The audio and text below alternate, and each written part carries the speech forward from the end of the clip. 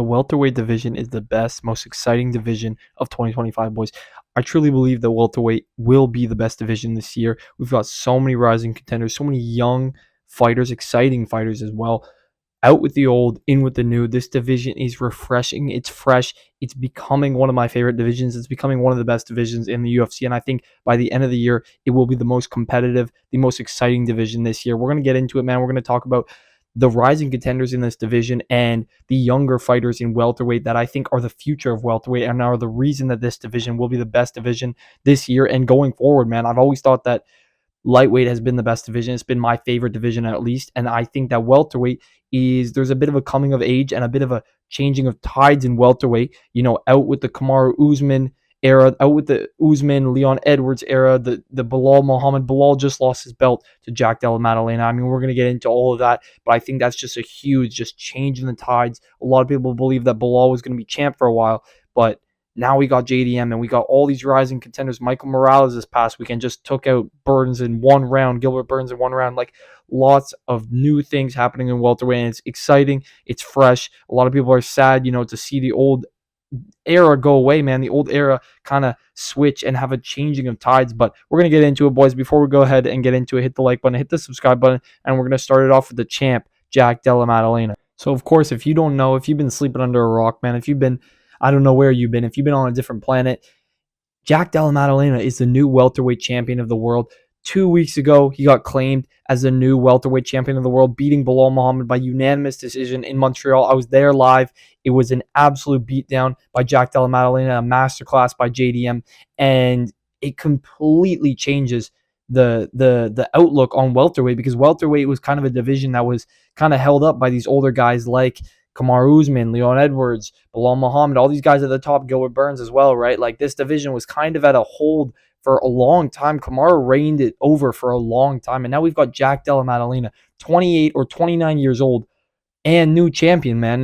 And he's a champion of welterweight, another Australian champion. It's great to see. And it's completely changed the tide of this division, because I think that Jack Della Maddalena is one of the most fun, exciting fighters on this roster in the welterweight division, man. I mean, he's such a clean boxer, a fun striker, never has a boring fight. He never ever stops coming at you and throwing shots. He digs down, he bites on that mouth guard, and he brings a fun fight nonstop, no matter what, man. He is an absolute warrior. He's a fighter for sure, and he brings excitement to welterweight. And I think every single matchup you make with Jack Della Maddalena will be a fun fight, honestly. And anybody that you match up, anybody that I'm going to talk about in the next few minutes, anybody that I bring up in welterweight is a fun matchup against Jack Della Maddalena. No joke, man. Any matchup is going to be fun, and I think that's great. You need a champion that, if he's matched up against anybody, even if he's booked against the number 15, what's his name? I think number 15 now is Michael Venom Page. If he's booked against any guy from number 1 all the way down to number 15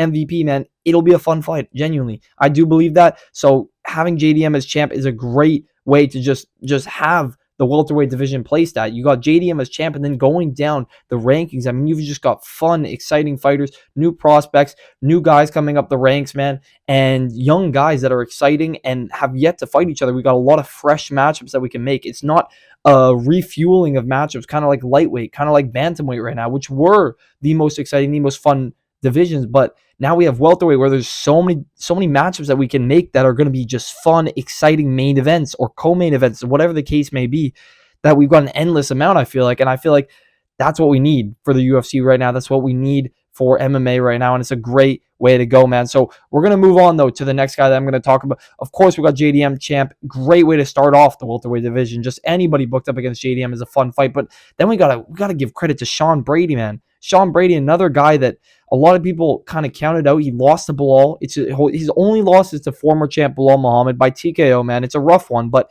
he bounced back. He's had fun fights. He destroyed Leon Edwards. Absolutely murked Leon Edwards. Nobody has done that to Leon Edwards, what Sean Brady did to him. And credit to him, man. He destroyed Leon Edwards, shut him down everywhere, dominated him for 4 rounds until he choked him out on the ground in front of London, his hometown, man. I mean, dominant performance by Sean Brady, and he just executed. He genuinely executed Leon Edwards, got him out of there, ended his career, I would say, to be honest. And Sean Brady is the number 2 contender now, I guess. He was number 1, but of course Bilal lost. He's number 1 now. But Bilal, 35, I think Bilal's 36 years old, man. He will be out of this division soon, and I think he might move up. I don't know exactly yet, but Sean Brady should be number one contender, and I think him versus Jack Della Maddalena will be a great fight. He's been talking about maybe fighting Ian Gary. He wants to stay active. I think that's a good fight as well.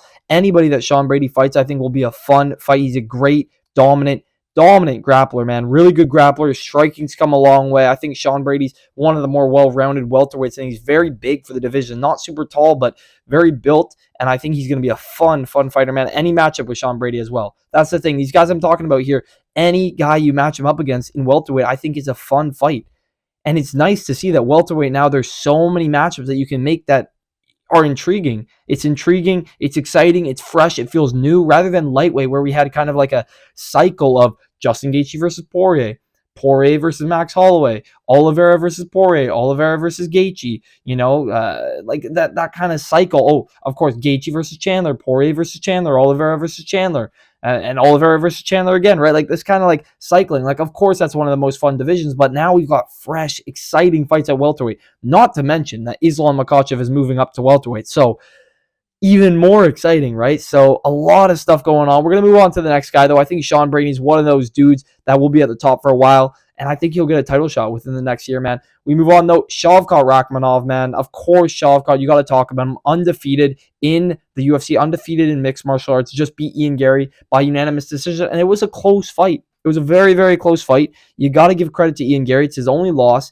And I think even a rematch in the future, if it's for the belt, would be fun as well. I mean, it wasn't the most exciting fight, but it was kind of slow. Don't get me wrong, it was kind of slow, but I think Shavkat's fun. He's always fun. He had a 100% finish rate before fighting Ian Gary. Ian Gary's one of the best. You got to give him credit. Even if you hate Ian Gary, he's one of the best. He fights his fights.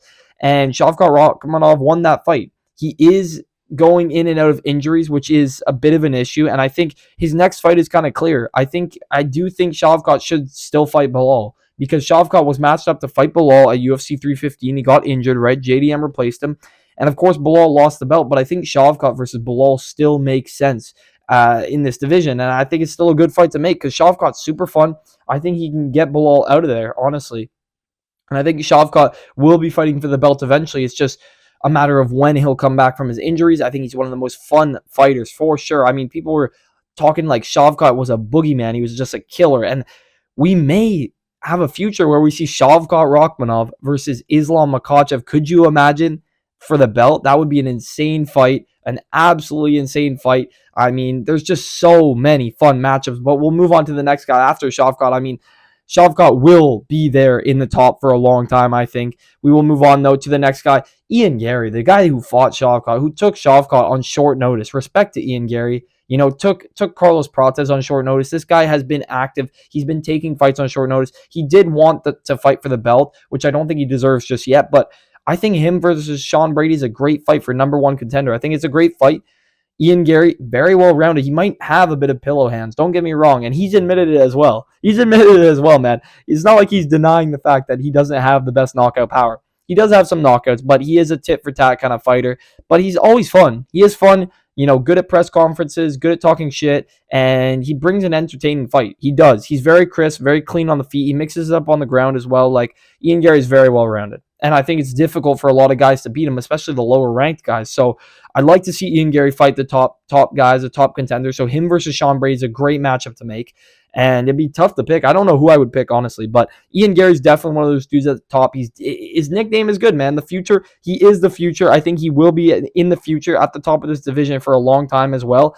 And I'm excited to see Ian Gary versus Sean Brady, hopefully. We move on, though, to the next dude, Joaquin freaking Buckley, man. Joaquin Numansa Buckley. This dude a couple years ago was kind of just known as the guy with the singular highlight reel. That spinning KO over Impa Kazang.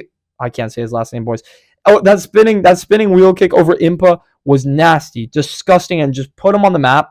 I would say it was the best KO of all time, without a doubt. Most impressive KO of all time. You can't deny it, man. Nasty KO by Joaquin Buckley. And when he was at middleweight, he struggled. Moving down to welterweight, he's looked amazing. He's been bulldozing through his opponents, just destroying every single one. Just beat down on Covington for not even 5 rounds. It was 3 rounds before the cut was too bad, and they had to doctor stoppage that fight. So Joaquin Buckley, man, definitely the future of this division. He talks a lot of shit. He hypes fights up really nicely, and he's fighting freaking welterweight goat, one of the welterweight goats, man. Kamaru Usman very soon in what is it? Maybe 4 weeks now. I think it's June 14th.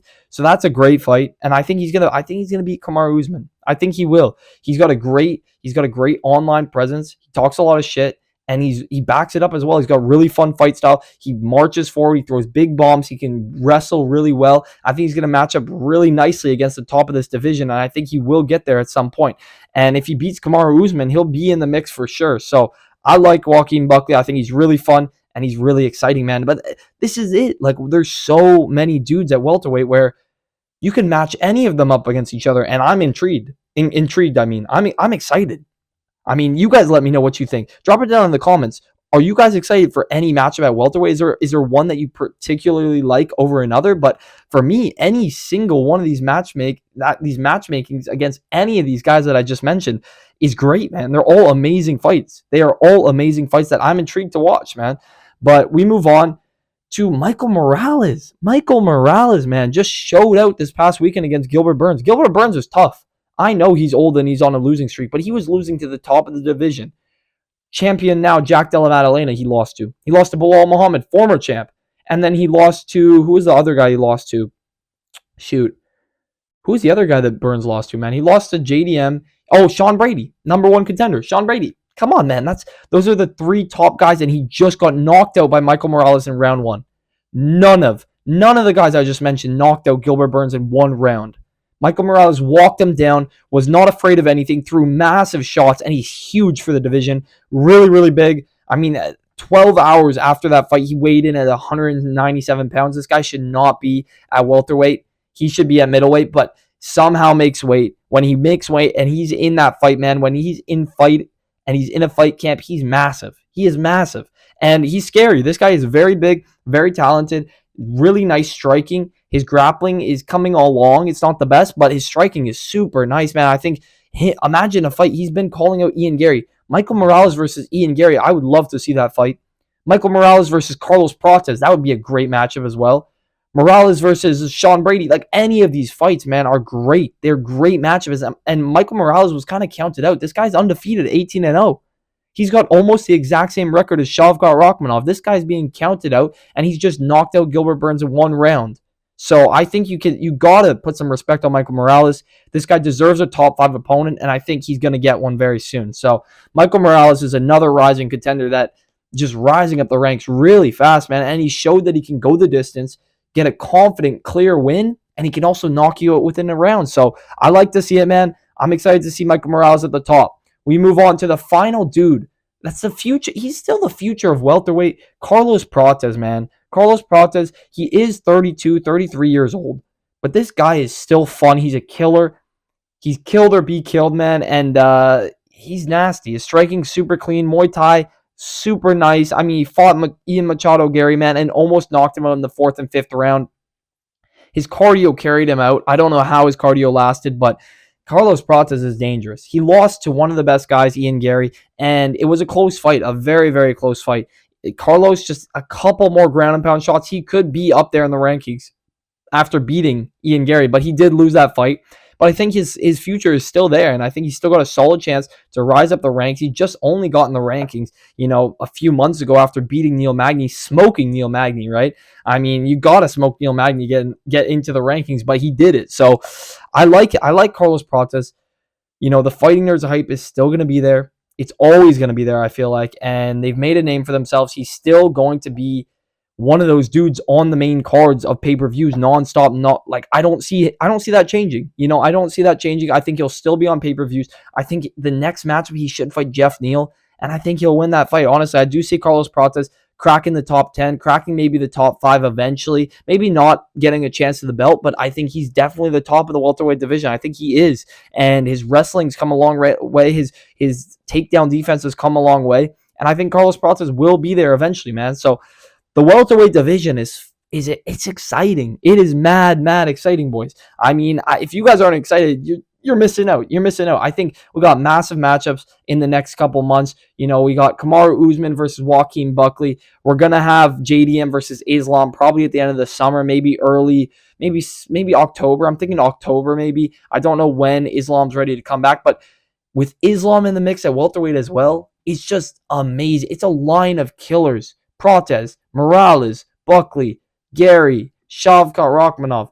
Sean Brady, and Jack Della Maddalena, and add Islam Makhachev in the mix, and you've got yourself an absolute murderer's row. I think this is the best division in the UFC right now. I think it will be the best division by the end of the year, and I think I'm a little bit of ahead of the curve, man. I'm a little ahead of the curve. I think people are going to realize by the end of the year, holy shit, welterweight is stacked. It is stacked, man. But that's the entire video, boys. If you guys did enjoy the video, hit the like button, hit the subscribe button. Drop it down in the comments what you guys think about welterweight, and I will catch you boys in the next one. See you.